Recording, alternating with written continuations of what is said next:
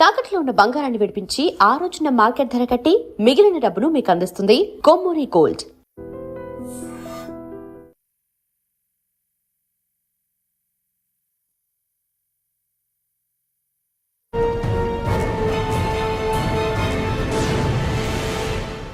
Welcome to I Dream. Dhurandhar 2 Hollywood బాలీవుడ్ని shake చేసిన సినిమా. ఆ దురందర్కి కథ ఎవరిచ్చారు, ఆ కథ కారకుడు ఎవరన్నది అందరికీ తెలిసిందే. ఆయనే అజిత్ దోవల్. మన సైన్యానికి కావాల్సిన వ్యక్తి.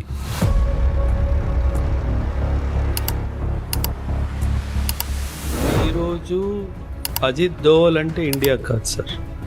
అజిత్ దోవల్ సలహా ప్రపంచంలో ఆల్మోస్ట్ 40 పైగా దేశాలు తీసుకుంటారు. Master mind sir. అంటే ఆయన మైండ్లో ఏం నడుస్తుందో ఎవ్వరికీ తెలియదు. పక్కన ప్రధానమంత్రి కూర్చొని ఉంటారు, ఆయనకు కూడా తెలియదు. దేశానికి ప్రధానమంత్రి అయినా సరే అన్ని విషయాలు ఆయనకు కూడా చెప్పారు. The most wanted man in the world today. ఈ రోజు ఉన్న సార్ ప్రతి ఒక్క దేశంలో సెక్యూరిటీ అడ్వైజర్స్ ఉంటారు కదా సార్. ఎందుకు ఈయన పేరు ముందుకు వస్తుందంటే ఈయన దిగాడు అంటే అక్కడ మనకి సక్సెస్ తప్పితే ఇంకేమీ రాదు సార్. ఆ రా ఏజెంట్స్ కి కవర్ ఎలా ఉంటుందండి? ఏ కవర్లో వెళ్ళదు? చాలా కవర్ ఉంటాయి సార్. ఇన్ఫ్యాక్ట్ రా works independently of the army, రా works independently of the police, రా works independently of the central armed police forces, CAPF కానీ సిఆర్పిఎఫ్ కానీ. సాధారణంగా వీళ్ళతో కలిసి ఆపరేషన్స్ రా చెయ్యదు సార్. ఏదో కంట్రీలో సీక్రెట్ సిస్టమ్ పంపించారు. ఆ టార్గెట్ అయ్యే వరకు రాకూడదా? Generally no. వాళ్ళకి టైం ఉండదు సార్, వాళ్ళకి టార్గెట్. మనము ఎంత క్లాసికల్గా ఎగ్జిక్యూట్ చేసామంటే ఒక బ్రిగేడియర్ రీసెంట్గా పాకిస్తానీ బ్రిగేడియర్ వాడు రిటైర్మెంట్ అయ్యి రోజు రిటైర్మెంట్ తీసుకొని ఇంటికి వెళ్తుంటే దారిలో చంపాం సార్. అసలు అది దాన్ని మించి లేదండి. అసలు లేదు కదా సార్. అసలు మనం మాటల్లో చెప్పలేము సార్. ఈ దేశానికి రా ఏజెంట్స్ చేస్తున్న త్యాగం కానీ సర్వీస్ కానీ దానికి సాని లేదు సార్. ఇంక దానికి కంపారిజనే లేదు సార్. అసలు చేయడం మీరు చేసిన ఆపరేషన్లో మంచి operation sir. 2008 Mumbai bomb blast జరిగింది. ఓవర్ నైట్కి వెళ్ళి దొంగచాటున బార్డర్ దగ్గర ఒక సర్వేలెన్స్ ఎక్విప్మెంట్ పెట్టాలి అంటే ఆషామాషి కాదు. First time. ఆ పోస్ట్ ఎక్కడది? రాజస్థాన్ బార్డర్. ఫస్ట్ టైం లైఫ్లో సార్ భయం అంటే ఎటో అర్థమైంది సార్. ఆ రోజు రాత్రి అమ్మ ఇంత భయంకరంగా ఉంటుందా ఎక్స్పీరియన్స్ అంటే. మీరు డైరెక్ట్ ఫైరింగ్ రేంజ్లో ఉన్నారు సార్. వాడు మా అయితే ఒక్కసారి మిస్ అవుతాడేమో, రెండోసారి మిస్ అవుతాడు. ధైర్యంగా ఎనిమీ ఇన్ఫర్మేషన్ మూమెంట్స్లో ఏమన్నా మూమెంట్ ఉందా ట్రాక్ చేసి కమాండ్ పోస్ట్కి పంపించడం అన్నది చాలా డిఫికల్ట్ టాస్క్. సో ఆ రోజు ఫస్ట్ టైం నాకు అర్థమైంది అంటే చిన్న తప్పు జరిగితే చచ్చిపోతాము. ఆపరేషన్ సింధూర్ మాత్రం టాప్ కదండి. అంత పర్ఫెక్ట్ ప్రెసిషన్తో క్యారీ అవుట్ చేసిన ఆపరేషన్ ఏదైనా ఉంది అంటే అది ఆపరేషన్ సింధూర్. అందుకే పాకిస్తాన్ దగ్గర బ్రహ్మోస్కి జవాబే లేదు. అండ్ ఎంత యాక్యురసీ అంటే సార్ 3 మీటర్స్ ఆ రేంజ్ లోపలనే అది యాక్యురేట్గా పడుతుంది. Welcome to I Dream. Dhurandhar 2 Hollywood బాలీవుడ్ని షేక్ చేసిన సినిమా. ఆ దురందర్కి కథ ఎవరిచ్చారు, ఆ కథ కారకుడు ఎవరన్నది అందరికీ తెలిసిందే. ఆయనే అజిత్ దోవల్. మన సైన్యానికి కావాల్సిన వ్యక్తి. అటువంటి వ్యక్తి ఉండబట్టే ఈరోజు మనం సేఫ్గా ఉన్న విషయాన్ని ప్రతి ఒక్కరు గుర్తిస్తుంటారు, ముఖ్యంగా భారత సైన్యం. అందుకే ప్రధానమంత్రి మోడీ గారి దగ్గర నుండి క్యాబినెట్లో ఎవరైనా ఆయన మాటకి విలువిస్తుంటారు. మన సైన్యానికి ఆయన దిక్సూచి లాంటివాడు. ఆ అజిత్ దోవల్ అసలు ఆయన ఎలా ఉంటారు, ఆయన ఈ స్థాయికి రావడానికి ఎంత కష్టపడ్డారనే విషయాన్ని మనతో మాట్లాడడానికి ఎక్స్ ఆర్మీ ఆఫీసర్ ఓబ్రే గారు ఉన్నారు. అని అడిగి తెలుసుకుందాం. సార్ నమస్తే. నమస్తే సార్. అజిత్ దోవల్ సార్, మనకి ఆయన అంటే మనకే కాదు భారత సైన్యానికి ఆయన కళ్ళు చెవు ముక్కి ఏమన్నా ఆయనే చెప్పొచ్చండి. అంటే ఆయన ఇచ్చిన ప్లాన్ని వీళ్ళు యాక్షన్ చేస్తుంటారన్నది చాలామంది చెప్తుంటారు. అంటే ఈరోజు అజిత్ దోవల్ అంటే ఇండియా కాదు సార్. అజిత్ దోవల్ సలహా ప్రపంచంలో ఆల్మోస్ట్ 40 పైగా దేశాలు తీసుకుంటారు సార్. అంత master mind sir. Master mind అంటే గూఢాచారం, కూట్నీతి ఇవన్నీ ఎలా చేయాలి, ఒక టెక్స్ట్ బుక్ డెఫినేషన్ ఎగ్జాంపుల్లో ఎలా ఎగ్జిక్యూట్ చేయాలి, మాస్టర్ మైండ్ సార్. అంటే ఆయన మైండ్లో ఏం నడుస్తుందో ఎవ్వరికీ తెలియదు సార్. పక్కన ప్రధానమంత్రి కూర్చొని ఉంటారు, ఆయనకు కూడా తెలియనివ్వడు సార్. ఎందుకంటే గూఢాచారి యొక్క బేసిక్ మూలమే సీక్రసీ సార్. ఎవ్వరికీ చెప్పకుండా కడుపులోనే దాచుకొని మొత్తం ప్లాన్ డిజైన్ చేసిన తర్వాత ఎగ్జిక్యూషన్ ముందు ఓకే సార్ ఆ టిక్ పెట్టించుకోవాలి కదా, ఓకే సార్ అని చెప్పి అప్పుడు చెప్తాడు. అంటే గో హెడ్ అని చెప్పించుకుంటాడు అంతే. గ్రీన్ సిగ్నల్ కోసం మాత్రమే. అండ్ చాలా సిన్సియర్గా only need to know basis. దేశానికి ప్రధానమంత్రి అయినా సరే అన్ని విషయాలు ఆయనకు కూడా చెప్పడు. ఎందుకంటే ఇన్ఫర్మేషన్ ఎక్కడి నుంచి ఎలా లీక్ అవుద్దో తెలియదు కాబట్టి ఎన్నో విషయాలు ఆయన దగ్గరే దాచుకుంటారు, ఆయన కడుపులో దాచుకుంటాడు. 100% సార్. రా ఒక ఇంటెలిజెన్స్కి ఏజెంట్ అవ్వాలి అంటే కావాల్సిన బేసిక్ క్వాలిటీయే అబ్జర్వ్ చేయాలి, సైలెంట్గా ఉండాలి. అబ్జార్బ్ చేసుకోవాలి, సైలెంట్గా ఉండాలి. యాక్షన్ చేయాలి, సైలెంట్గా ఉండాలి. మీరు ప్రతి 2వ 3వ రోజు న్యూస్ వస్తూ ఉంటుంది, unknown gunman killed XYZ Lashkar e Taiba, unknown gunman killed XYZ Jaish e Mohammed. ఈ అన్నోన్ గన్మ్యాన్లు ఎవరు పంపిస్తున్నారు, ఎలా పంపిస్తున్నారు, అసలు వాళ్ళు ఏం చేస్తున్నారు, వీళ్ళందరి వెనక కారణము ఈయనే సార్. సార్ మనం ఒకసారి రా ఏజెంట్లకు వెళ్ళే ముందు అజిత్ దోవల్ సార్ ఎవరు, ఎప్పుడు వచ్చి ఉంటారు, ఆయన యాక్షన్ ఎలాగుంటుంది అనేది ఒకటి ఎగ్జాంపుల్గా. సార్ ఎప్పుడైనా సార్ హీఈస్ బేసికలీ అన్ IPS ఆఫీసర్ సార్. కేరళ కాడర్కి చెందిన ఒక IPS ఆఫీసర్ సార్. అప్పట్లో 1970s 80sలో కేరళలో జరుగుతున్న కమ్యూనల్ వైలెన్స్ని కూడా సింగిల్ హ్యాండెడ్గా కంట్రోల్ చేసిన వ్యక్తి. అప్పుడే వెంటనే ఇందిరాగాంధీ గారు కళ్ళలో పడిపోయారు. నాకు ఈ మనిషి కావాలి. దేనికి కావాలి? నార్త్ ఈస్ట్ ఇన్సర్జెన్సీ చైనా వాడు చాలా ఇబ్బందులు క్రియేట్ చేస్తున్నాడు, వాళ్ళ యూనిటీని బ్రేక్ చేయాలి. ఆ యొక్క ఉద్దేశంతో ఆయన నార్త్ ఈస్ట్కి పంపించడం జరిగింది సార్. అజిత్ దోవల్ గారే లేకపోతే మన దేశంలో ఈరోజు నార్త్ ఈస్ట్ ఉండేదే కాదు సార్. ఎందుకంటే వాళ్ళు చాలా గట్టిగా ప్రిపరేషన్ చేసుకున్నారు. ఏమని, మనం భారత్లో కలవకుండా మనం భిన్నంగా అయిపోయి వేరే ఒక దేశాన్ని సృష్టించాలి అన్న ఉద్దేశంతో ఒకవైపు చైనా లాంటి దేశాల నుంచి ఆయుధాల సపోర్టు, మయన్మార్ లాంటి దేశాల నుంచి ఉగ్రవాదుల సపోర్ట్లు తీసుకొని భారత్ నుంచి విభిన్నంగా అయిపోవాలి అనేది వాళ్ళ ప్లాన్ సార్. ఈ ప్లాన్ అంతటిని విఫలం చేసింది అజిత్ దోవల్. ఈరోజు ఆ 7 సిస్టర్స్ అంటాం కదా సార్ మనము, ఆ 7 సిస్టర్స్ మన దేశంలో ఉన్నారు అంటే ఏకైక credit goes to Ajit Doval గారే సార్. అంటే ఈయన ఎలా అంటే సార్, మీరు గమనించుంటారు సార్, కొందరిలో కన్విన్సింగ్ స్కిల్స్ చాలా బాగుంటాయి. అంటే వాళ్ళు చెప్పింది మనకు వినేయాలనిపిస్తుంది, మనల్ని నమ్మేయాలనిపిస్తుంది. అంటే 2 పక్షాలని కూర్చోబెట్టి ఇద్దరికి అడ్వాంటేజ్గా చూపిస్తూ కానీ దేశాన్నే ప్రయారిటీగా పెట్టి కన్విన్స్ చేసే కెపాసిటీ ఆయనలో ఉంది సార్. అందుకే ఆయన్ని జేమ్స్ బాండ్ ఆఫ్ ఇండియా అని కూడా అంటారు sir. The most wanted man in the world today. World అంటున్నాను సార్, ప్రపంచంలోనే ఈరోజు ఉన్న సార్ ప్రతి ఒక్క దేశంలో సెక్యూరిటీ అడ్వైజర్స్ ఉంటారు కదా సార్. ఎందుకు ఈయన పేరే ముందుకు వస్తుందంటే ఈయన దిగాడు అంటే అక్కడ మనకి సక్సెస్ తప్పితే ఇంకేమీ రాదు సార్. ఆ సక్సెస్ని అలా డిజైన్ చేసుకొని రంగంలో దిగుతారు సార్. అది రష్యా కానివ్వండి, అది మిడిల్ ఈస్ట్ కానివ్వండి, అది యూరోప్ కానివ్వండి, అది ఏ దేశమైనా కానివ్వండి సార్. ఈరోజు బంగ్లాదేశ్ కానివ్వండి, ప్రతి ఒక్క దేశంలో ఏం చేయాలి సార్. ఒకప్పుడు మీరు ఎన్నో దశాబ్దాలుగా న్యూస్ కవర్ చేస్తున్నారు సార్. ఒకప్పుడు యూరోపియన్ యూనియన్కి ఇండియా అంటే చాలా చులకన సార్. మిడిల్ ఈస్ట్ వాడు అసలు మాట్లాడేవాడే కాదు ఇండియాతో. ప్రతి దానికి పాకిస్తాన్ అని చెప్పి ఎగిరేవాడు. ఈరోజు ఏం జరిగింది సార్, ఈరోజు యూరోప్లో మనల్ని పిలుస్తారు యాజ్ VIP ట్రీట్మెంట్ ఇవ్వడానికి. మన ప్రధానమంత్రికి రెడ్ కార్పెట్ వెల్కమ్ దొరుకుతుంది. మీరు రీసెంట్గా చూశారు, నెదర్లాండ్స్ వాళ్ళు ఎప్పుడో ఏన్షియంట్ టైమ్స్లో మన ఇండియా నుంచి తీసుకెళ్ళిపోయిన మన యొక్క హిస్టారిక్ ఏవైతే ఆర్టిఫాక్ట్స్ ఉన్నాయో అవన్నీ మన దేశానికి తిరిగిస్తున్నారు. ఎందుకు సార్ ఇది ఎలా జరుగుతుంది అనుకుంటున్నారు? ఇదంతా కూటనీతి సార్. దీని వెనుక చాలా డిప్లొమసీ ఉంటుంది. ఇలా వాళ్ళని కన్విన్స్ చేసి మన దేశం పట్ల గౌరవం తెప్పించాలి, మన అనుకున్న దారిలోనే వాళ్ళని నడిపించేలా చేసేదే అజిత్ దోవల్. తన పేరు కాదు సార్, ఆయన మనిషి కాదు, అదొక సంస్థ, అదొక ఇన్స్టిట్యూషన్. అది మనం గుర్తుపెట్టుకోవాలి. సార్ అంత రియాలిటీగా అంత దీంట్లో అంటే ఆయన ట్రైనింగ్ నుంచి వచ్చిందా లేదా మీరు చెప్పిన కేరళలో సంఘటనలు ఆ విధంగా ఆయనకి కరడు కట్టిన గూఢచారుగా తయారు చేశారు? సార్ ఎప్పుడైనా సరే సార్ ఒక మనిషికి he has to submit himself sir. అంటే తనేంటంటే తనని తాను నేను ఈ దేశానికి అంకితం చేసేసుకున్నాను అని ఆయన ఫిక్స్ అయిపోయారు సార్. సార్ ఆయన వయసు ఎంత sir? He's touching 80s right. 80లో ఉన్నారు ఆయన. మనకి 40లోనే ఆయాసం వస్తుంది. ఓ 4 గంటలు ఎక్స్ట్రా పని చేస్తే నిద్ర కావాలి అని మన శరీరం అడుగుతుంది.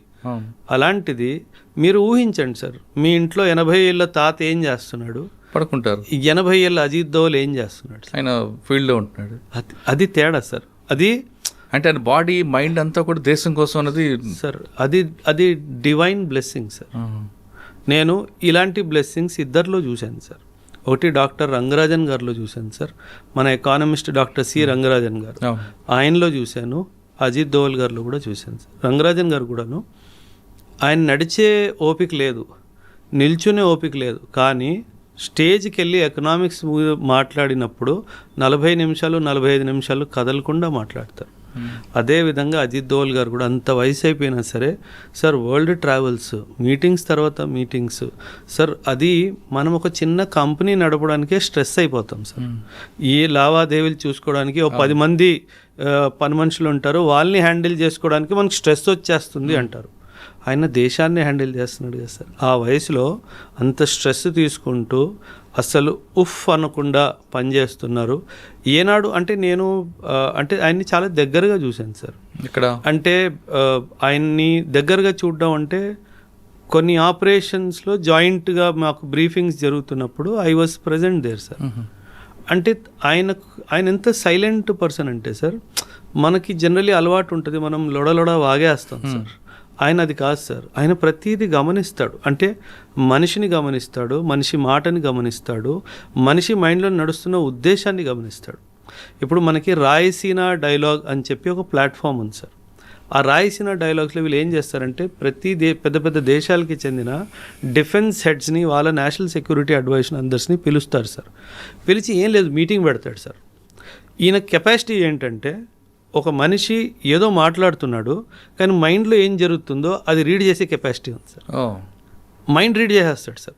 మాట్లాడుతుంది ఒకటి, బుర్రలో నడుస్తుంది ఇంకోటి, అది పట్టేసుకుంటాడు, అది రాసుకుంటాడు. ఆయన మాట్లాడిన దాంతో ఆయనకి సంబంధం లేదు, అది ఆయన చెప్పాలనుకుంటున్నాడు, ఏదైతే దాయాలనుకుంటున్నాడో అది రాసుకుంటాడు. Okay, he's planning for this. So అలాంటి ట్రైనింగ్ తీసుకున్న తర్వాతనే ఆయన అలా సార్. ఇప్పుడు ఆయనకు ఒక టీం ఉంటుంది, ఆ టీంను కూడా ఇదే విధంగా ట్రైనింగ్ ఇచ్చారు ఆయన. 100 మీరు చెప్తున్నట్లుగా ఇప్పుడు మాట్లాడేది ఒకటి, మైండ్లో ఏముంది అన్నది సార్ మనం సార్ అందరూ అర్జునులు అవ్వలేరు కదా సార్. ద్రోణాచార్య వారు అందరికీ ట్రైనింగ్ ఇచ్చారు కానీ అర్జునుడు ఒక్కడే కదా సార్. సో మన దేశానికి అర్జునుడు అజిత్ దోవల్. సార్ ఆయన్ని మీ దగ్గరగా అంటే ఆయన ఆపరేషన్లో మీరు ఉన్నారు కాబట్టి ఒక ఆపరేషన్ చెప్పండి. అంటే ఆయనతో ఆపరేషన్ అని కాదు సార్, లైక్ ఫర్ ఆయన డైరెక్షన్లో అండర్స్టాండింగ్ సార్. మనం 1970sలో దేని గురించి మాట్లాడతాం సార్ అంటే రా గురించి మాట్లాడతాను సార్ నేను.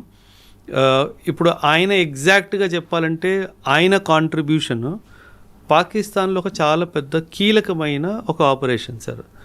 పాకిస్తాన్ న్యూక్లియర్ వెపన్ని తయారు చేసుకుంటుందా లేదా, ఇది ప్రశ్న సార్. ఈ ప్రశ్నకి మన భారతదేశానికి జవాబు కావాలి. ఎవరిని డైరెక్ట్గా అడిగితే చెప్పలేరు కదా సార్, ఎవరు చెప్పరు కూడా కదా సార్. దాన్ని పట్టుకోవాలి. ఎలా పట్టుకోవాలి? పాకిస్తాన్లో ఎంటర్ అవ్వాలి. సో ఈయన ఒక టీంని తయారు చేసుకొని పాకిస్తాన్లో ఎంటర్ అవ్వడం జరుగుతుంది సార్. పాకిస్తాన్లో ఒక ప్లేస్ కహూతా అని చెప్పి ఒక ప్లేస్ సార్. ఆ కహూతా అనే ప్లేస్లో వీళ్ళు న్యూక్లియర్ ఎక్స్పెరిమెంట్ చేస్తున్నారు ఒక ప్రిమైసిస్లో. ఇప్పుడు న్యూక్లియర్ ఎక్స్పెరిమెంట్ జరుగుతుందంటే సాధారణంగా లోపల ఎవ్వరికి వెళ్ళడానికి వీలు ఉండదు సార్, అనుమతి ఉండదు. కాకపోతే కనుక్కోవాలి ఏం జరుగుతుందో. అందరు వస్తున్నారు, పెద్ద పెద్ద బళ్ళు వస్తున్నాయి, విఐపి ప్రొటెక్షన్స్ వస్తున్నాయి, లోపల వెళ్తున్నారు, బయటకు వెళ్తున్నారు, కానీ ఏమీ అర్థం కావట్లేదు, అసలు ఏం జరుగుతుందో అనేది క్లారిటీ లేదు. అప్పుడు ఈయన తెలివిగా ఏం చేశాడంటే సార్, కొందరు సైంటిస్టులని ఫాలో అయ్యాడు సార్. కొందరు సైంటిస్టులని ఫాలో అయ్యి వాళ్ళు కటింగ్కి ఎక్కడికి వెళ్తున్నారో కనుక్కున్నాడు సార్. హెయిర్ కటింగ్కి ఎక్కడికి వెళ్తున్నారో కనుక్కున్నాడు. ఆ కటింగ్ షాప్కి వెళ్ళి వాళ్ళ హెయిర్ శాంపుల్స్ని చాలా తెలివిగా తీసుకొని వచ్చాడు సార్. ఎప్పుడైనా సరే సార్ న్యూక్లియర్ ఎక్స్పెరిమెంట్ జరుగుతున్న స్థలంలో మనం ఉంటే గనక మన స్కిన్, మన బాడీ, మన హెయిర్ ఫాలికల్స్ మీద న్యూక్లియర్ ఎనర్జీకి రేడియేషన్కి సంబంధించింది అలా ఉండిపోతుంది. వాటిని ఇండియాకి తిరిగి పంపించి నిజంగా దీంట్లో రేడియేషన్ ఎలిమెంట్ ఉందా అని కనుక్కున్నాం సార్. అప్పుడు మనకు తెలిసింది ఏంటంటే అవును, ఈ కహుతా అనే స్థలంలో పాకిస్తాన్ వాళ్ళు న్యూక్లియర్ వెపన్ని తయారు చేసుకోవడానికి అంత రీసెర్చ్ జరుగుతుంది అని చెప్పి. అప్పట్లో మొరార్జీ దేశాయ్ గారు మన ప్రైమ్ మినిస్టర్ అనమాట. అంటే వీళ్ళు అక్కడ నుంచి ఇంకా మొరార్జీ దేశాయ్ గారికి 1-to-1 వీళ్ళకి ఆబ్వియస్లీ డైరెక్ట్ కాల్స్ ఉంటాయి కాబట్టి సరే ఇలా ఇలా జరుగుతుంది, మీరు గో హెడ్ ఇస్తే ఏదో ఒకటి చేద్దాం అనేసి. ఆయన అసలు గో హెడ్ ఇవ్వలేదు సార్. అంటే ఇది చాలా దురదృష్టకరమైన అంటే ఒక హిస్టారికల్ ఈవెంట్ సార్. ఆయన గ్రీన్ సిగ్నల్ ఇస్తే మాత్రము ఈరోజు పాకిస్తాన్ దగ్గర న్యూక్లియర్ వెపనే ఉండేది కాదు సార్. ఇన్ఫ్యాక్ట్ ఇతనే కాదు సార్, ఇజ్రాయిల్ వాళ్ళు కూడా భారత్తో కలిసి ఒక జాయింట్ ఆపరేషన్ చేసి పాకిస్తాన్లో ఉన్న న్యూక్లియర్ ఫెసిలిటీని ధ్వంసం చేద్దామని చెప్పి వాళ్ళు కూడా ముందుకు వచ్చారు. దానికి కూడా అనుమతి ఇవ్వలేదు సార్. సో అది ఇచ్చుంటే కనుక ఖచ్చితంగా ఈరోజు పాకిస్తాన్ అయితే సార్, ఇప్పుడు మీరు గమనిస్తే కనుక sir, Pakistan is the only Islamic country that has a nuclear weapon. దానివల్ల పాకిస్తాన్ వరల్డ్ డిప్లొమసీలో చాలా పై ఎత్తుకు వెళ్ళిపోయింది సార్. ప్రతి దేశం పాకిస్తాన్తో మంచి సంబంధాలు ఏర్పాటు చేసుకోవాలి అని అనుకుంటుంది, ఎస్పెషలీ ఇస్లామిక్ దేశం. అండ్ మనతో దగ్గరికి రావాలంటే పాకిస్తాన్కి దూరం అయినట్టుగా సార్ లెక్క. At the end of the day వాళ్ళకి వాళ్ళే బంధువులుగా సార్. సో వాళ్ళు పాకిస్తాన్ వాళ్ళకి చాలా అవసరమైన దేశం అనమాట. సో ఆ డైమెన్షన్లో మనం మిడిల్ ఈస్ట్లో పెనిట్రేట్ చేయలేకపోతున్నాం, ఎందుకంటే ప్రతి చోట పాకిస్తాన్ అడ్డొస్తుంది కాబట్టి. అండ్ మన న్యూక్లియర్ పాలసీ న్యూక్లియర్ అంబ్రెల్లా ఇస్తాను వేరే దేశానికని ఒప్పుకోవచ్చు సార్.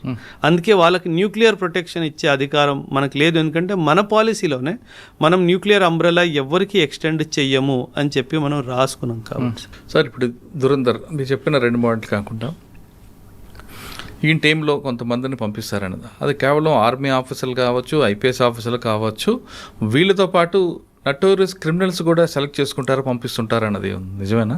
100% సార్. జనరలీ ఏం చేస్తారంటే సార్, అంటే before I talk anything sir, ఒక ఏమంటారు డిస్క్లైమర్ సార్ మీ ఆడియన్స్కి. పబ్లిక్ డొమైన్లో లేని ఇన్ఫర్మేషన్ గురించి నేను మాట్లాడను సార్. ఏదైతే కాన్ఫిడెన్షియల్ నేచర్ ఉంటుందో అది నేను చెప్పను సార్. సో నేను చెప్పిన దానివల్ల ఏ కాన్ఫిడెన్షియాలిటీ లీక్ అవ్వదు సార్, ఎందుకంటే ఆల్రెడీ అది పబ్లిక్ డొమైన్లో ఉన్న విషయం అంతే మాట్లాడతాను, దాని మించి మాట్లాడను సార్. కానీ మన దేశంలో అండ్ అంతర్రాష్ట్రీయంగా కూడా చూసుకున్నా కొన్ని దేశాల్లో ఒక ప్రాక్టీస్ ఉంది సార్. ఒక ప్రాక్టీస్ ఏంటంటే, కొందరు ఖైదీలు ఎవరైతే యావజ్జీవ కారాగార శిక్షో లేకపోతే వాళ్ళకి ఇంకేదైనా మేజర్ పనిష్మెంట్ ఇచ్చినట్టయితే వాళ్ళలో దేశం పట్ల ఒక పాజిటివ్ భావన ఉంది అని అనుకుంటే అలాంటి వాళ్ళని ట్రైన్ చేసి యాజ్ ఏ రా ఏజెంట్స్గా వేరే వేరే దేశాలకి పంపించే ఒక ఆనవాయితీ మన దేశంలో కూడా ఉంది సార్. మన దేశంలో కూడా ఉంది. సో ఖచ్చితంగా దురంధర్ సినిమాలో మీరు అన్నట్టుగా చూపించింది అది వాస్తవం సార్, అది వాస్తవం. కానీ ఒక విషయం సార్, రా ఏజెంట్ అంటే దురంధర్ అంటే అది సినిమా కాబట్టి కొంచెం డ్రామటైజ్ అవుతుంది సార్. అంటే యాజ్ ఎ బాడీ బిల్డర్ చూపించడం అదంతా జరుగుతుంది, కానీ రా ఏజెంట్ అది కాదు సార్. రా agents are trained on close quarter battle. అంటే 1-to-1 ఫిస్ట్ ఫైట్ ఎలా చేయాలి, ఎలా క్లీన్గా ఎటువంటి శబ్దం కానీ ఎటువంటి అటెన్షన్ రాకుండా ఒక మనిషిని ఎలా క్లియర్ చేయాలి, ఇవన్నీ నేర్పిస్తారు sir. In fact Israeli martial arts Krav Maga అని ఉంటుంది సార్. ఆ క్రఫ్ మాగా టెక్నిక్స్ కూడా మన రా ఏజెంట్స్కి నేర్పిస్తారు. ఏంటంటే క్రఫ్ మాగా అంటే? Krav Maga is a close quarter battle sir. అంటే అవి ఎన్నో మార్షల్ ఆర్ట్స్ని మిక్స్ చేసి ఒక ఏజెంట్కి ఎలాంటి ఏమంటారు క్లోజ్ క్వార్టర్ బ్యాటిల్లో అటాక్ చేసే టెక్నిక్స్ ఉంటాయో అవన్నీ నేర్పిస్తారు sir. So that is the most deadliest what you call attack techniques in the world sir today. ప్రపంచం నేర్చుకుంటుంది సార్ క్రాఫ్ట్. ఆ రా ఏజెంట్స్కి కవర్ ఎలా ఉంటుందండి? ఏ కవర్లో వెళ్ళదు? చాలా కవర్ ఉంటాయి సార్. ఇన్ఫ్యాక్ట్ మీరు ఇందాక అడిగిన ప్రశ్న ఇంకో ప్రశ్న మిగిలిపోయింది. లైక్ మీరు అన్నారు ఐపీఎస్ ఆఫీసర్లు ఉంటారా, ఆర్మీ వాళ్ళు ఉంటారా అన్నట్టుగా. సార్ యాక్చువల్లీ మీరు ఒక విషయం అర్థం చేసుకోండి సార్, రా works independently of the army, రా works independently of the police, రా works independently of the central armed police forces, CAPF కానీ సిఆర్పిఎఫ్ కానీ. సాధారణంగా వీళ్ళతో కలిసి ఆపరేషన్స్ రా చెయ్యదు సార్. కానీ ఆ ఏజెన్సీలో వీళ్ళు మీకు చెప్పిన ముగ్గురు ఏజెన్సీ కూడా వెళ్తుంటారు, డిప్యూటేషన్ వెళ్తుంటారు కదా. వెళ్తారు, అదే చెప్తున్నాను సార్. ఒకవేళ ఒక ఆర్మీ నుంచి ఒక ఆఫీసర్ని డెప్యుటేషన్కి రాలో పంపిస్తే అప్పుడు అతను రా మనిషి, ఆర్మీ మనిషి కాదు సార్. అవును, ఎందుకంటే కమాండ్ అండ్ కంట్రోల్ అంతా వీళ్ళ దగ్గరే ఉంటుంది sir. The research and analysis wing వాళ్ళ దగ్గరే ఉంటుంది. కాబట్టి ఎప్పుడైతే డెప్యుటేషన్కి ఇప్పుడు నన్నే ఆర్మీ నుంచి అందులో పంపించారు అనుకోండి సార్, అప్పుడు నన్ను ఆర్మీ రోల్స్ నుంచి తీసేస్తారు సార్. నేను రా రోల్స్కి వెళ్ళిపోతాను కాబట్టి అది రా ఆపరేషనే అవుతుంది సార్. అండ్ వీళ్ళకి ఏంటంటే sir, because information is highly confidential nature కదా సార్, వేరే డిపార్ట్మెంట్తో కోఆర్డినేషన్ చేస్తే అది ఇన్ఫర్మేషన్ లీక్ అయ్యే ఛాన్స్ చాలా ఎక్కువగా ఉంటుంది సార్. సో అందుకని అది వాళ్ళు షేర్ చెయ్యరు sir. And yes, IPS officers కానీ అంటే ఐపీఎస్ ఆఫీసర్స్ అతి ఎక్కువగా ఫీల్డ్ ఆపరేషన్స్కి వెళ్ళకపోవచ్చు సార్. జనరలీ ఫీల్డ్ ఆపరేషన్స్ వాళ్ళని కింద నుంచే తయారు చేస్తారు ఎందుకంటే IPS is a very big asset for the nation. ఆయన ఏమన్నా పట్టుకుంటే దొరికిపోతే చాలా డిప్లొమాటిక్ ప్రాబ్లమ్స్ వస్తాయి. ఎందుకంటే ఆయన ఐడెంటిటీ చాలా ఈజీగా తెలిసిపోతుంది, ఈ was an ex IPS officer అని చెప్పి. సో అలా కాకుండా ఒక చాలా నార్మల్ ఒక వ్యక్తి, సాధారణమైన వ్యక్తిని పట్టుకొని ఆయన కొన్ని విషయాలు చూస్తారు సార్. సాధారణంగా మనం ఏమనుకుంటాం అంటే సార్, రాకి నేను అప్లై చేశాను, నేను రాలో జాయిన్ అయ్యాను అని మనం అనుకుంటాం సార్. కానీ నిజం అది కాదు సార్. రా మిమ్మల్ని అప్లై చేసేలాగా చేస్తుంది sir.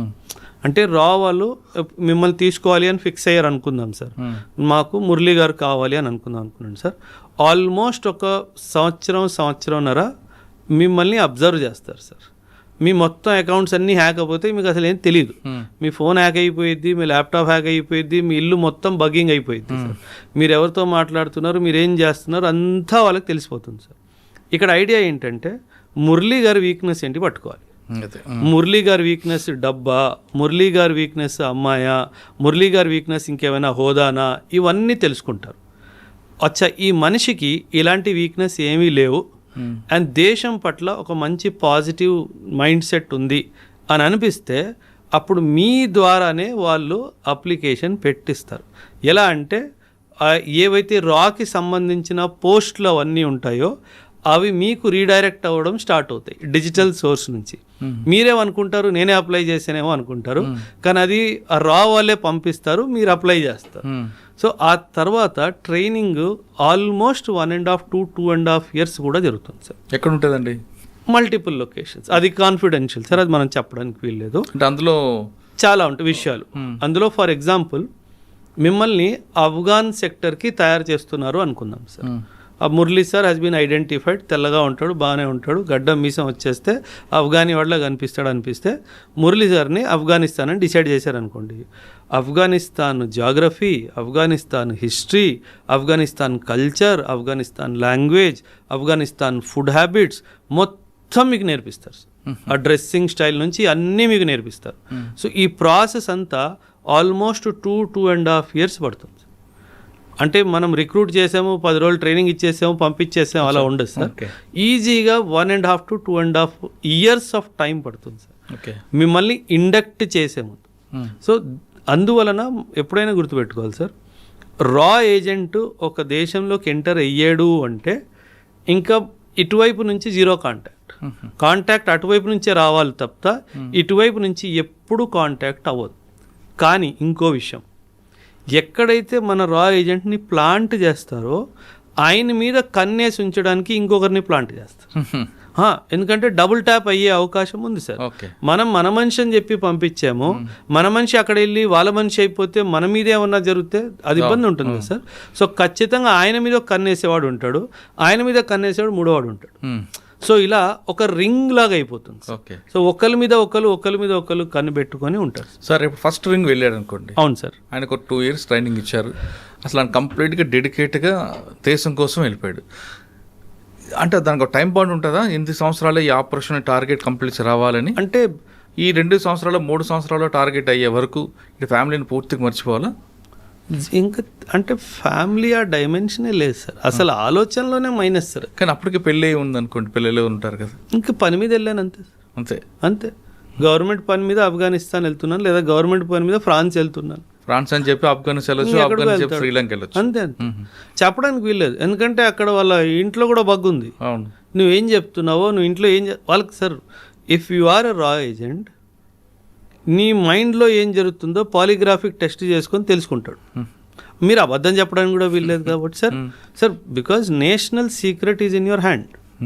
So zero error syndrome sir, అసలు జీరో ఎర్రర్ కూడా మనం అసలు ఒప్పుకోవడానికి వీల్లేదు. సార్ ఆ విధంగా ట్రైనింగ్ తీసుకున్న తర్వాత ఏదో కంట్రీకి పంపారు, అక్కడ కవర్ ఏదో డ్రైవర్ గానో లేదంటే బ్యాంక్ ఆఫీసర్ గానో ఏదో ఒకటి ఇస్తారు. Sir cover could be beggar also, మాది beggar. Cover could be politician also. అదే మన దురందో సినిమా టైప్లో 100%. సార్ ఇజ్రాయిల్ వాడు యూనో మిడిల్ ఈస్ట్ కంట్రీస్లో వాళ్ళు స్పైలా పంపించిన వాళ్ళు దేశానికి రాష్ట్రపతులు అయిపోవాలా, అంత బాగా కవర్ చేస్తారు వాళ్ళు. So don't think that spy అనగానే బిచ్చగాడ్లా ఉంటాడు, స్పై అనగానే డ్రైవరు కూలోళ్ళ పనిచేస్తాడు, కుక్లా పనిచేస్తాడు. Not necessarily. A high ranking official can also be are agent. వచ్చా? యా యా యా అది మనం ఎప్పుడైనా సార్ పాకిస్తాన్ అనుకుందాం సార్ ఫర్ ఎగ్జాంపుల్, వాళ్ళకి ఏముంది సార్ కక్కూర్తనం, డబ్బుల కోసం దేశాన్ని అమ్మేసే జాతి వాళ్ళది. సో కొన్ని డబ్బులు వాళ్ళు మొహన్ పడేస్తే వాడు ఏమైనా చేస్తాడు కదా సార్. అదే నన్ను ఎమ్మెల్యే చేయొచ్చు, ఎంపీ ఏమైనా చేయొచ్చు, మిమ్మల్ని రాష్ట్రపతి చేసేస్తారు, మిమ్మల్ని ప్రధానమంత్రి చేసేస్తారు. అందులో ఉంది సార్, వాళ్ళు డబ్బుల కోసం ఏమైనా చేయడానికి సిద్ధంగా ఉన్నారు సార్. సో మన దగ్గర డబ్బుకి దేవుడు దేవాల లక్ష్మీదేవి కటాక్షంగా మనకి ఏ తక్కువ లేదు దేశానికి. సో హ్యాపీగా ఎవరిని సార్ ఆ విధంగా ఒక టార్గెట్ ఇచ్చారనుకోండి మనకి, ఏదో కంట్రీలో సీక్రెట్స్ గురించి పంపించారు, ఆ టార్గెట్ అయ్యే వరకు రాకూడదా? Generally no sir. ఇన్ఫ్యాక్ట్ ఒక్కొక్కసారి ఏమవుతుందంటే సార్, ఆ టార్గెట్ అయిపోయిన తర్వాత కూడా అడిషనల్ టాస్క్ కూడా ఇచ్చే అవకాశం ఉంది సార్. అంటే ఇప్పుడు ఫర్ ఎగ్జాంపుల్ ఒక ఏజెంట్ని ఒక లష్కరే తైబాకి చెందిన ఒక కమాండర్ని ఎలిమినేట్ చేయడానికి పంపించారు, రైట్ సార్. వీడు చాలా ఎక్సలెంట్గా ఒక 6 నెలలు 8 నెలలు టైం తీసుకొని వాడు మూమెంట్ అంతా ట్రాక్ చేసి అసలు జీరో ఎర్రర్ తోటి వాడిని ఎలిమినేట్ చేయడం జరిగింది సార్. ఈ గన్మెన్ ఎపిసోడ్స్ నా బుర్రలో ఎన్ని ఎంటుకలు ఉన్నాయో దానికంటే ఎక్కువ ఉన్నాయి సార్. సో ఇప్పటికొచ్చి వాస్తవం సార్, ఒక్క ప్లాన్ ఒక్క ఆపరేషన్ ఫెయిల్ అవ్వలేదు సార్. ఏనాడైనా గన్మెన్ దొరికిపోయాడా అని విన్నారా సార్? లేదు, ఉండదు. సమస్య లేదు సార్, అది ఏ కంట్రీలో ఉండదు, అది ఫుల్ ప్రూఫ్ సార్ అది. ఎందుకంటే వీళ్ళు చాలా ఎందుకంటే మీరు అన్నట్టు మీరు టైమ్స్ వాళ్ళకి టైం ఉండదు సార్, వాళ్ళకి టార్గెట్. నీకు టార్గెట్ ఇచ్చాను, ఈ పాకిస్తానీ బ్రిగేడియర్ వీడు 1999 వార్లో మన దేశానికి అన్యాయంగా ఇచ్చేసాడు, ఇంతమంది సైనికుల్ని చంపించింది వీడిని ఎలిమినేట్ చేయాలి, నీ టార్గెట్ టైం తీసుకో. సో మనము ఎంత క్లాసికల్గా ఎగ్జిక్యూట్ చేసామంటే, ఒక బ్రిగేడియర్ రీసెంట్గా పాకిస్తానీ బ్రిగేడియర్ వాడు రిటైర్మెంట్ అయ్యి రోజు రిటైర్మెంట్ తీసుకొని ఇంటికి వెళ్తుంటే దారిలో చంపాం సార్. అంటే వాడిని చంపాలి, అది ఫిక్స్. వాడి ఇంటికి వెళ్తే ఆ రోజు సాయంత్రం వాడు retirement end as a brigadier. వాడి ఇంటికి వెళ్ళే ముందు వాడిని చంపాం, వాడి ఇంటి గుమ్మం ముందు చంపేవాడు. అది రా సార్. ఓకే, ఆ టార్గెట్ అయిపోయిందండి, మీరు చెప్పిన టాస్క్ క్లోజ్. నెక్స్ట్ అడిషనల్గా యాడ్ అవుతుందా, లేదు వాళ్ళు తిరిగి బ్యాక్ టు హోమ్కి వచ్చి? జనరల్లీ ఏమవుతుందంటే సార్, ఇది అక్కడికి వెళ్ళి కిలో బియ్యం తీసుకురా కాదు కదా sir. It's a very highly stressful task sir. సాధారణంగా పిలిపించేస్తారు సో దట్ ఒక 2 months 3 months ఫ్యామిలీతో టైము కొంచెం కూల్ డౌన్ అయ్యి. ఎందుకంటే సార్ బీయింగ్ ఏ రా agent is not being a chef in a hotel. It is not that work sir. అనుక్షణము నేను ఎవరినో తెలిసిపోతుందా, నేను దొరికిపోతానా, నన్ను చంపేస్తారా, అనుక్షణం మీ మైండ్లో ఆ స్ట్రెస్ ఉంటే మీరు ఎలా ఉంటారు సార్? మనం ఓన్లీ మనం చేస్తున్న పిచ్చి పని కూడా స్ట్రెస్ తీసేసుకుంటాం. జస్ట్ ఇమాజిన్, మీరు స్టూడియోకి వస్తున్నారు, స్టూడియోలో ఎవరోడో నా కోసం కాసుకొని కూర్చొని ఉంటాడు, వాడు నన్ను ఈరోజు వేసేస్తాడు అనిపిస్తే మీరు ఎంత ఫ్రీ మైండ్తో ఉండగలరా సార్? ఉండలేవు. Imagine somebody 8 months 10 months 12 months 14 months 2 years ఆ స్ట్రెస్ని తట్టుకోకుండా ఎవ్వరికీ దొరకకుండా అక్కడ కూర్చొని ఆపరేషన్ ఎగ్జిక్యూట్ చేస్తే జనరలీ మనం తిరిగి పిలిపించేస్తాం సార్. ఒకటి అప్రిసియేషన్ కోసం పిలుస్తాం, రెండోది రెస్ట్ అండ్ రికూప్ అంటారు సార్. ఆ రెస్ట్ అండ్ రికూప్ కోసం కూడా సాధారణంగా పిలిచేస్తాం. కాకపోతే మోటివేషన్ లెవెల్ ఈ ఏజెంట్స్ ఎలా ఉంటుందంటే, సార్ వాడితో పాటు వాడిని కూడా చూశాను, నాకు కొంచెం టైం ఇస్తే వాడిని కూడా వేస్తా, అక్కడ నుంచి వస్తుంది సార్. అది సార్ అది అల్టిమేట్ కిక్ కదా సార్. మన దేశానికి హాని చేసిన వాడిని చంపడంలో వచ్చే కిక్ ఇంకేం కిక్ ఉంది సార్? అవసరం లేదు. ఇంకా వాడంతా పోతుంది. వాడిని నేను ఈరోజు వేసేసాను అన్న అనుభవము వాడిలో ఉన్న అలసట అంతా ఒక 5 secondsలో వ్యానిష్ అయిపోయింది. So that is how the entire scheme of రా ఏజెంట్స్ వర్క్ సార్. అక్కడికి వెళ్ళాక మీరు చెప్పినట్లుగా అసలు అందరూ దిగితే ఇంకా మజా వేరుంటుంది సార్. అంటే ఇంకా వాళ్ళు అహర్నిశలు దేశానికి వాళ్ళని వాళ్ళు సమర్పితం చేసేసుకున్నారు సార్. అంటే సార్ చూడండి, అంటే దాంట్లో రిటైర్మెంట్ అని ఉండదు. అదే చెప్తున్నాను సార్. చూడండి సార్, సూపర్. ఒక సైనికుడు దేశాన్ని సేవ చేస్తూ ప్రాణాలని కోల్పోతే ఒక మార్టైర్ అని చెప్పి న్యూస్ పేపర్లో పెద్ద పెద్ద పొలిటీషియన్స్, పెద్ద పెద్ద సమాజానికి చెందిన వాళ్ళు వెళ్ళి వాళ్ళ రెస్పెక్ట్స్ వాళ్ళు ఇస్తారు. కానీ ఒక సైలెంట్గా ఒక ఏజెంట్కి ఏమైనా అయితే అసలు మావాడు కాదనేస్తారు కదా సార్. అంటే మన దేశము మనల్నే కాదు అని అనేస్తుంది, అయినా సరే మనం మన దేశం కోసం పోరాడాలి. ఆ ఆలోచన రావాలి అంటే మీరంతా కమిటెడ్గా ఉండాలి సార్. అసలు అది దాన్ని మించింది లేదండి, అసలు లేదు కదా సార్. అంటే మన అందరికీ ఒక రికగ్నిషన్ మనకు పురుగు ఉంటుంది. ఒరే నేను చేశానని చెప్పరా, నేను చేశాను రా, వాడికి అసలు ఆ ఫీలింగే లేదు కదా సార్. అయితే చేశాను లేదా అంతే సార్, అయితే చేశాను లేకపోతే పోతాను అంతే. మూడో ఆప్షన్ లేదు కదా సార్ అక్కడ. అంటే అక్కడ నేను దొరికిపోతే వీళ్ళు ఫోన్ చేస్తే నన్ను పంపించేస్తారు, లేదు కదా సార్. అది గుర్తుపెట్టుకోవాలి సార్. గ్రేట్ అండి. అసలు మనం మాటల్లో చెప్పలేము సార్. రా ఏజెంట్స్ చేసే ఈ దేశానికి రా ఏజెంట్స్ చేస్తున్న త్యాగం కానీ సర్వీస్ కానీ దానికి సాని లేదు సార్. ఇంక దానికి కంపారిజనే లేదు సార్, అసలు చేయడానికి వీల్లేదు. కానీ మన దగ్గర రా ఏజెంట్ ఉన్నారు, వేరే కంట్రీలో ఇంకొక ఏజెంట్ ఉంటారు, వాళ్ళు కూడా మన దగ్గర తీసి పంపిస్తుంటారు భారతదేశానికి. ఐఎస్ఐ అని పెడుతుంటారు, కానీ వాళ్ళ యాక్టివిటీస్ వేరే కనిపిస్తుంటాయి కదండి. అంటే వేరేగా అంటే ఇప్పుడు మన దగ్గర ఉంది, మనం ఒక టాస్క్ ఇచ్చాం, మన కంట్రీకి లాస్ చేస్తున్నాం, ఆ టాస్క్ మీదే ఉంటుంది తప్ప అక్కడ అరాచకాలు చేయాలనో లేదా ఇంకోటి మనం చూపించాం. కానీ పాకిస్తాన్ నుంచి వచ్చిన వాళ్ళు ఇక్కడ వాళ్ళ టాస్క్ బ్లాస్టులు చేయడం ఇటువంటి చేస్తుంటారు కదా. వాళ్ళు స్పై ఏజెంట్స్ కాదు, ఆ టెర్రరిస్టులు సార్. వాళ్ళకి అసలు ఏం జీరో. ఆ టెర్రరిస్టులను చూసుకునే బాధ్యత మన ఆర్మీ వాళ్ళు చూసుకుంటారు. అది వాళ్ళు రోజు చేసే పని కాబట్టి వాళ్ళతో పెద్ద ఇదేం లేదు సార్.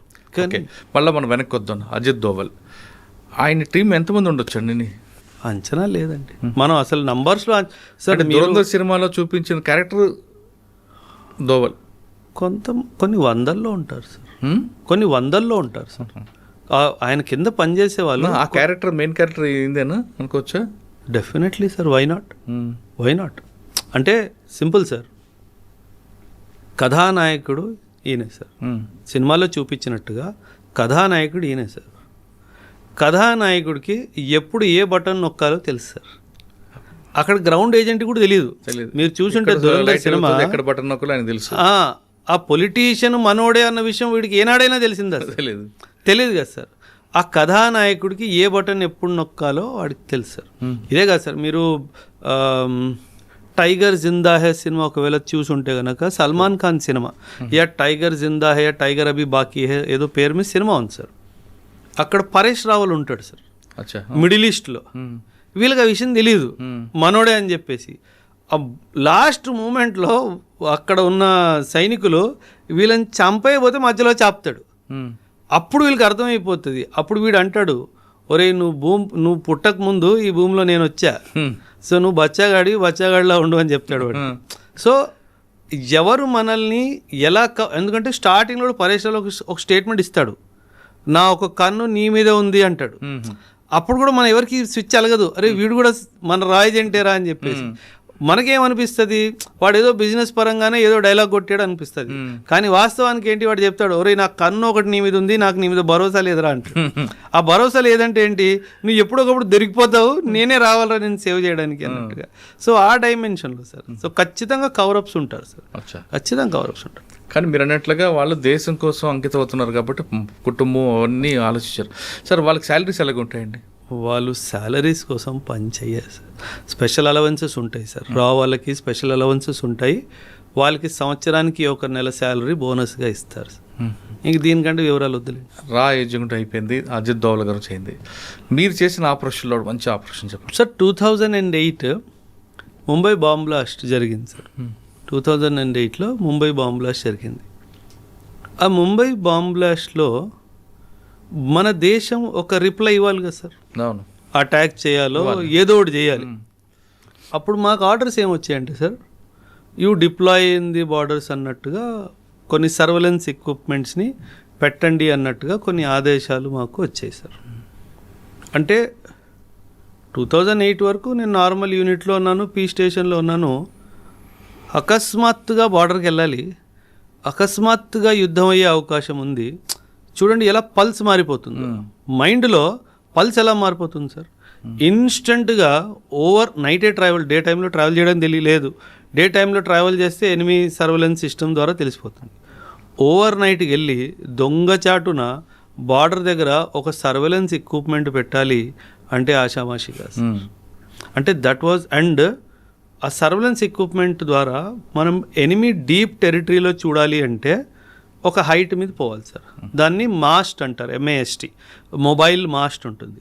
30 మీటర్స్ హైట్ మీద మొబైల్ మాస్ట్ మీద ఆ సర్వేలెన్స్ ఎక్విప్మెంట్ పెట్టి ఎనిమి లోపలికి డీప్గా 12 కిలోమీటర్ లోపలికి చూడాలి అని మాకు ఆదేశం. ఇమాజిన్, నువ్వు 30 మీటర్స్ హైట్లో కూర్చొని ఉన్నావు, చిన్న తప్పు నీ లొకేషన్ వాడికి దొరికితే ఇంకేది మిగలదు. వాడికి తెలుసు 2008-26 ముంబై బ్లాస్ట్ జరిగింది, అటాక్స్ జరిగాయి, భారత్ ఏదో ఒకటి చేస్తుందని చెప్పి వాడు కూడా కాపు కాసుకొని కూర్చుంటాడు కదా సార్. ఒక చిన్న మూమెంట్ తప్పు నువ్వు ఎక్కుతున్న సౌండ్ వల్ల వాడికి తెలిసినా, నువ్వు ఎక్విప్మెంట్ సెటప్ చేస్తున్న సౌండ్ వల్ల వాడికి తెలిసినా, నువ్వు అబ్జర్వ్ చేస్తున్నావు అన్న రేడియో ఫ్రీక్వెన్సీ సిగ్నల్స్తో కూడా వాడికి తెలిసినా, నీ communication silence, though communication was completely silence, radio set open చేయడానికి వీల్లేదని చెప్పేసాడు సార్. అబ్జర్వేషన్ ఇవ్వాలి, అబ్జర్వేషన్ చేసి కింద కమాండ్ పోస్ట్కి ఇవ్వాలి, ఏం చేయాలో మీతో సంబంధం లేదు. అంటే పరిస్థితి ఎలా అయిపోయిందంటే, ఇటు కదలలేము, ఇటు ఒక చిన్న సౌండ్ చేయలేము, వాడేమో మనల్నే చూస్తున్నాడు, వాడు ఎప్పుడు ఎలా రియాక్ట్ చేస్తాడో తెలియదు. అంటే ఫస్ట్ టైం ఆ పోస్ట్ ఎక్కడది? రాజస్థాన్ బార్డర్. ఫస్ట్ టైం లైఫ్లో సార్ భయం అంటే ఏంటో అర్థమైంది సార్. ఆ రోజు రాత్రి అమ్మ ఇంత భయంకరంగా ఉంటుందా ఎక్స్పీరియన్స్. అండ్ మీరు డైరెక్ట్ ఫైరింగ్ రేంజ్లో ఉన్నారు సార్. వాడు మా అయితే ఒక్కసారి మిస్ అవుతాడేమో, రెండోసారి మిస్ అవడు. అంటే మనకి ఎటువంటి డిఫెన్స్ సిస్టమ్ లేకుండా మనం చాలా ధైర్యంగా ఎనిమీ ఇన్ఫర్మేషన్ మూమెంట్స్లో ఏమన్నా మూమెంట్ ఉందా ట్రాక్ చేసి కమాండ్ పోస్ట్కి పంపించడం అన్నది చాలా డిఫికల్ట్ టాస్క్ సార్. సో ఆ రోజు ఫస్ట్ టైం నాకు అర్థమైంది, అంటే చిన్న తప్పు జరిగితే చచ్చిపోతాము అంటే ఎంత సీరియస్నెస్గా చేయాలి. అంటే సార్ మన బాడీలో ఒక చిన్న షైనింగ్ ఐటమ్, ఆ పెన్ను పెట్టుకున్నా సరే ఆ పెన్ను షైన్ అయింది అనుకోండి, ఏమంటారు కనిపించింది అనుకోండి రాత్రిలో, బుల్లెట్ అటే వస్తుంది. సో చాలా తస్మాత్ జాగ్రత్త అంటాం కదా సార్. అంటే మీ గురించి ఏం తెలియకుండా మేము ఈ షూస్ ఉన్నాయనుకోండి సార్, ఈ mast, mobile mast iron elevated post sir. Iron మీద కాలు పెడితే సౌండ్ వచ్చింది కదా సార్, దీనికి బట్ట చుట్టుకోవాలి దాని సౌండ్ రాకుండా. అంటే నాకు కడియం వేసుకుంటాను కదా సార్, ఆ కడియం రాడ్ తగులితే సౌండ్ వస్తుంది. కడియం మొత్తం చేసుకొని దాన్ని దారంతో కట్టి, దానికి కూడా లైట్ పడితే దారంతో కట్టేయాలి దీన్ని.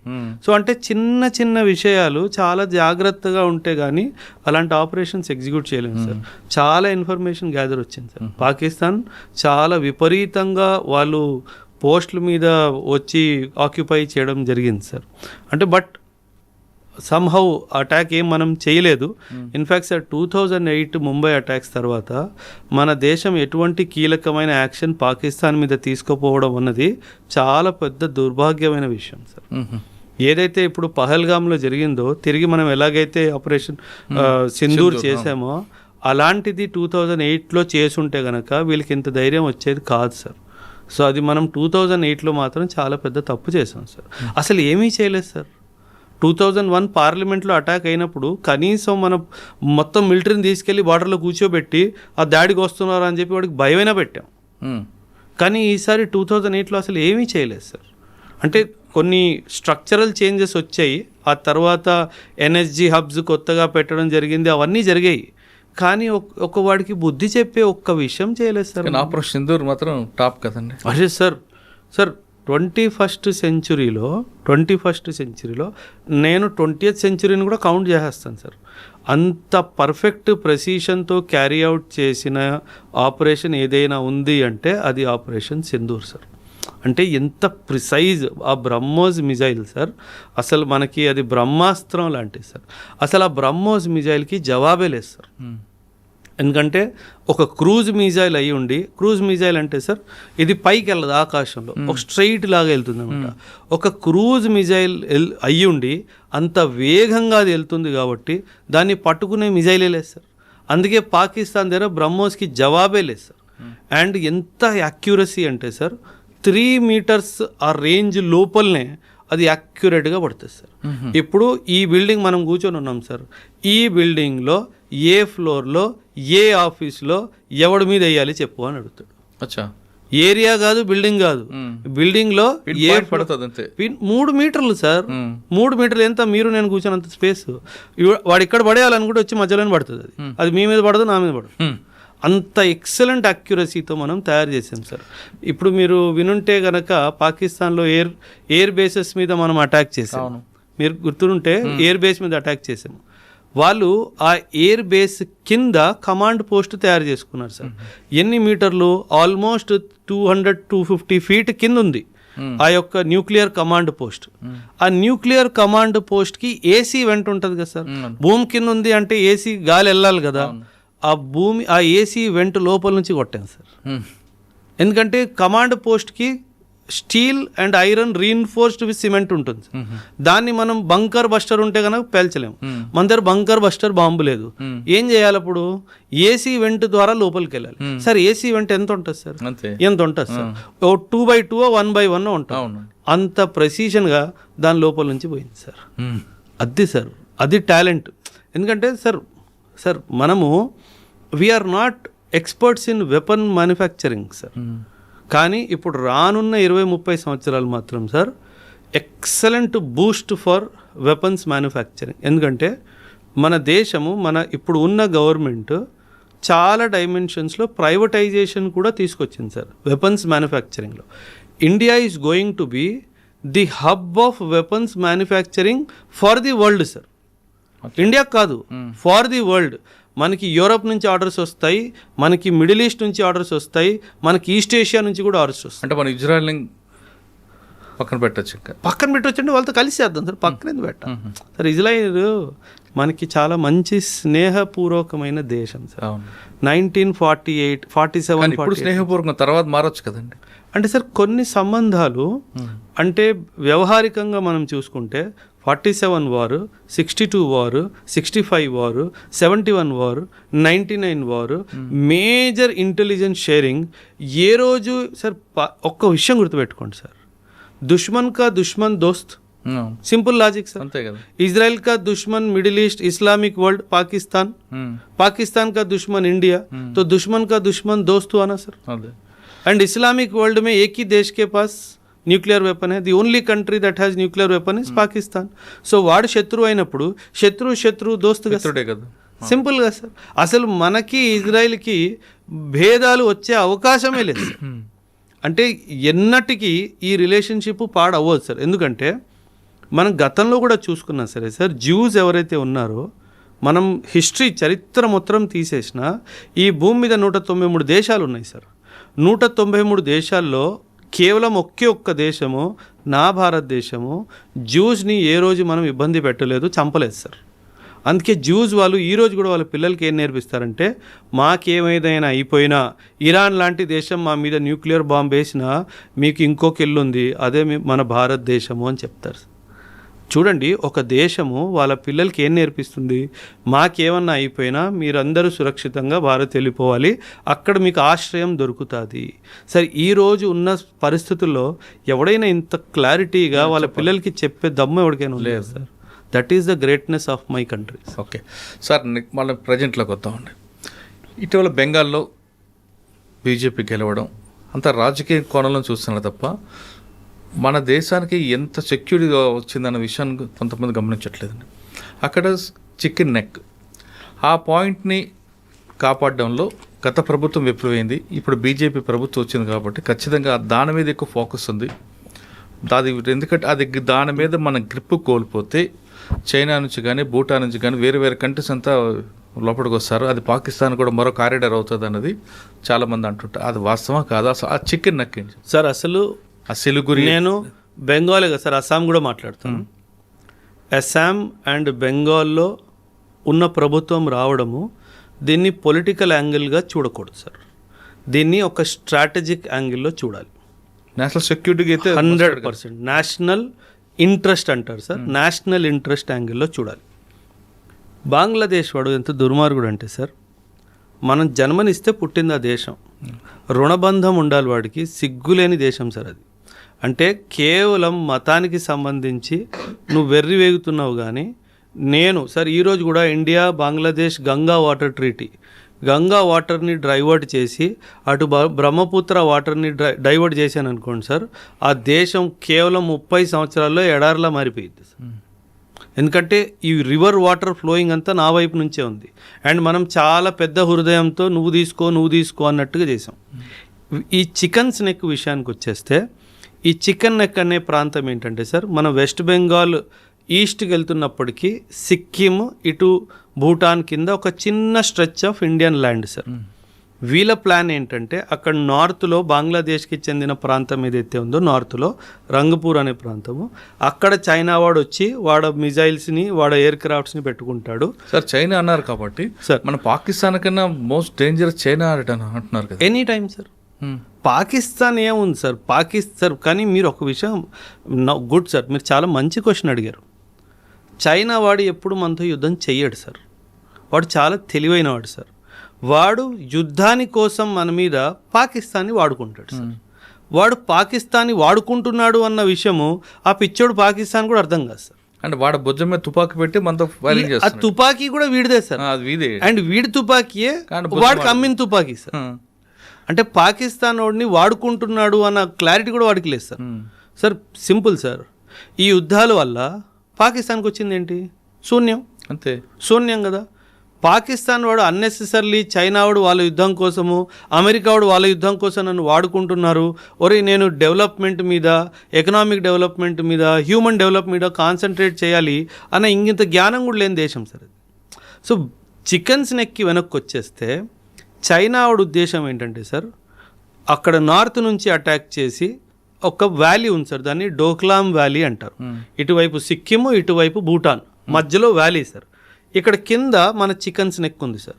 పైనుంచి అటాక్ చేసి బంగ్లాదేశ్ నుంచి కింద నుంచి అటాక్ చేస్తే ఇండియా నార్త్ ఈస్ట్ అంతా కట్ ఆఫ్ అయిపోతుంది సార్. ఇది వాళ్ళ ఉద్దేశం. అండ్ వెస్ట్ బెంగాల్లో ఇంతకుముందు ఉన్న ప్రభుత్వము ఈ విషయాన్ని గమనించకుండా, ఎటువంటి చర్యలు తీసుకుండా నోరు మూసుకొని కూర్చొని ఉంటే ఎలా సార్? సార్ ఎంతమంది లక్షల మంది ఇల్లీగల్ మైగ్రెంట్స్ బంగ్లాదేశ్ నుంచి వస్తున్నా వాళ్ళ మీద ఎటువంటి చర్యలు తీసుకోకపోతే మన దేశం ఏమైపోవాలి సార్? మీకు గుర్తుంటే కనుక 2019లో 5 NRC జరిగింది అస్సాంలో సార్. అస్సాంలో ఎన్ఆర్సీ జరిగినప్పుడు అసలు 19 లక్షల మంది ఇల్లీగల్గా మన దేశంలో ఉన్నారు అన్న విషయం మనం గుర్తించినప్పుడు వాళ్ళని తిరిగి పంపించడం స్టార్ట్ చేయాలి కదా సార్. అసలు ఎటువంటి యాక్షన్ లేదు సార్. అంటే మీరు పాలిటిక్స్ కోసము, ఓటు బ్యాంక్ పాలిటిక్స్ కోసము దేశాన్నే మీరు తోసేస్తున్నారు కదా సార్. ఆ విషయం గుర్తుపెట్టుకోవాలి సార్. అందుకే ఈ బీజేపీ యొక్క గెలుపుని వెస్ట్ బెంగాల్లో కానీ అస్సాంలో కానీ మనము ఒక స్ట్రాటజిక్ యాంగిల్లోనే చూడాలి తప్పితే ఒక పొలిటికల్ యాంగిల్లో చూసే తప్పు మనం చేయకూడదు సార్. రెండో విషయం ఏంటంటే sir, I don't support any political party sir. ఒకవేళ బీజేపీ ప్రభుత్వం ఏమైనా తప్పు చేస్తే నేను ఖచ్చితంగా నిలదీస్తాను సార్. మీరు ఇది తప్పు చేశారు. ఇప్పుడు విమెన్ రిజర్వేషన్ బిల్ ఉంది సార్, దాన్ని అనవసరంగా డీలిమిటేషన్ బిల్లుతో యాడ్ చేసి దాన్ని ప్రజెంట్ చేశారు. ఆ బిల్లు కాస్త ఫెయిల్ అయిపోయింది సార్. సార్ మనము విమెన్కి పాలిటిక్స్లో 33% ఇవ్వాలి అని చెప్పి ఎప్పటి నుంచి అనుకుంటున్నాం సార్? అంటే 1947లో మనకి స్వతంత్రం వచ్చింది. ఇప్పుడు కూడా పార్లమెంట్లో చూసుకుంటే సింగిల్ డిజిట్ పర్సంటేజ్లో కూడా విమెన్ లేరు సార్. విమెన్ పొలిటికల్ ల్యాండ్స్కేప్కి వస్తే విమెన్కి సంబంధించిన విషయాల్లో చాలా మార్పులు వస్తాయి. అలాంటి విషయాల మీద ఎందుకు ఈ ప్రభుత్వం చెయ్యట్లేదు అన్న కోపం నాకు బీజేపీ మీద ఖచ్చితంగా ఉంది sir.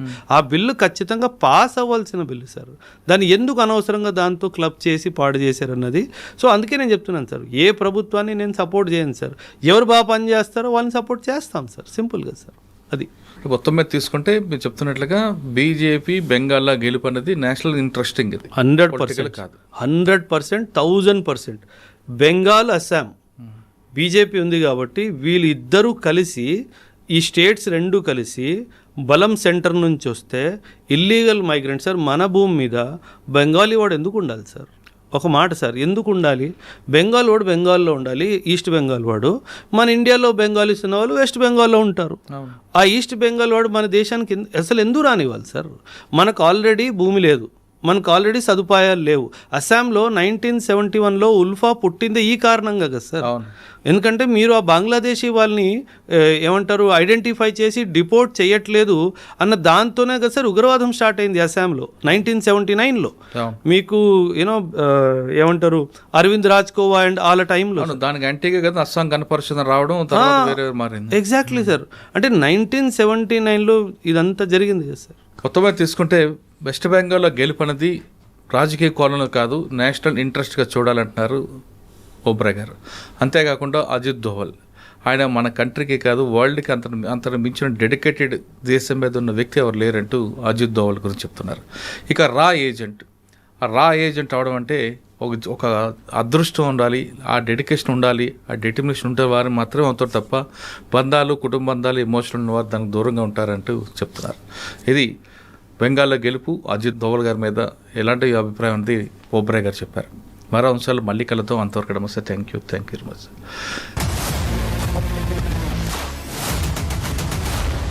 I dreams, this police diaries is something very, very valuable towards that. I must really appreciate Murali, your insights. I dreams founder and CEO చిన్న వాసుదేవ్ రెడ్డి గారితో మురళీధర్ క్రైమ్ స్టోరీస్ చాలా ఫేమస్ అయిపోయినాయి. Gautam Savan garu and Satyanar sir. Well done. I congratulate him for doing so well, and I congratulate him his boss also. So well.